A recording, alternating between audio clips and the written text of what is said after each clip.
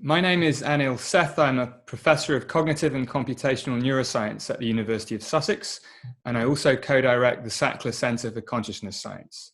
My main research interest for 15, 20 years now has been to understand the brain basis of consciousness. How is it that this lump of stuff inside your skull is able to generate conscious experience, the experience of waking up and seeing a world around you, the experience of being a person within that world? This is one of the oldest questions in philosophy and neuroscience and science generally, the relation between matter and mind.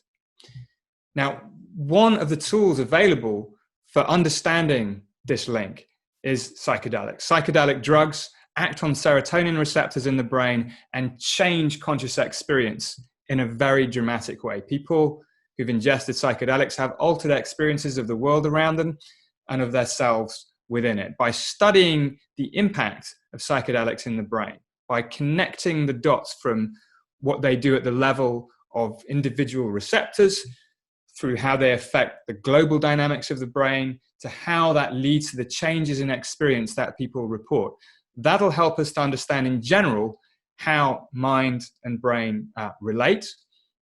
Importantly, there's a huge clinical impact here as well. It's been known for very many years that psychedelics offer a unique opportunity for pharmacological treatment of very distressing conditions like treatment-resistant depression, anxiety, post-traumatic stress disorder.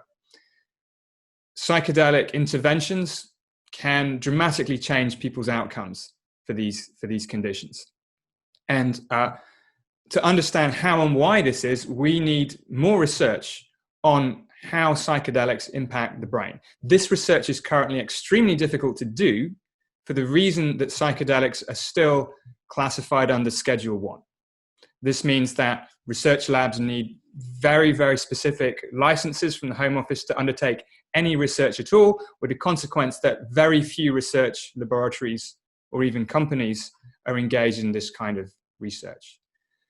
Rescheduling psilocybin and other psychedelics could dramatically transform the research landscape and allow the UK to take a world-leading role in understanding how psychedelics affects the brain and how it can be developed into effective, cheap, safe clinical treatments for a range of mental health disorders.